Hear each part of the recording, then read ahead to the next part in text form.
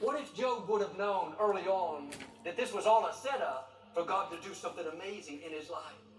He'd have probably handled it differently. He would have trusted God in the trouble, stayed in peace, and kept that attitude of faith, knowing that it was going to all work to his advantage. It would be easier if God would promise us double without the trouble. But usually there are some tests that we have to go through, difficulties, things we don't understand. That's when we prove to God what we're made of, that we're faithful in the fire, that we're calm in the chaos, that we trust in the trouble, that we praise in the problem, that we're unshakable, we're immovable, we are prisoners of hope. We know God wouldn't have allowed it if it wasn't going to work for our good. So when trouble hits, instead of having a defeated mentality, we have a double mentality. The enemy meant it for harm, but God, we believe we're coming out with twice. Increased, promoted, better than we were before. I met a young woman at the altar one Sunday. She and her husband came down for prayer. She told how she had had 7 miscarriages. Now the experts said that they would never be able to have children. All the fertility treatments hadn't worked. And I'll never forget the tears running down her beautiful face, the sadness in her voice, the pain and heartache they were feeling. She'd always dreamed of being a mother. Now it didn't seem possible. And sometimes life can throw us a curve.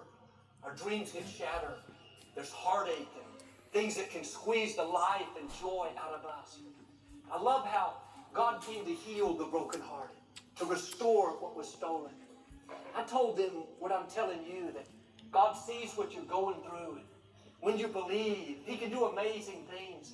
This couple made the decision to be prisoners of hope. Despite what the medical report said, they believed their baby was on the way.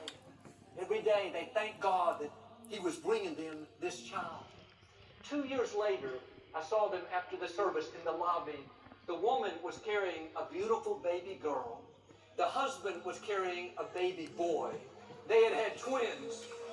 I saw the same tears running down her cheeks, but this time they weren't tears of sadness. They were tears of joy. When you have a double dose of trouble, get ready, a double dose of blessing is coming. Now, you may be in a difficult time today. Keep the right perspective. That trouble has qualified you for double. It's not there to set you back. It's setting you up for increase, for favor, for new levels. This is not the time to get discouraged. This is the time to be a prisoner of hope. God has not brought you this far to leave you. He sees you doing the right thing when it's hard.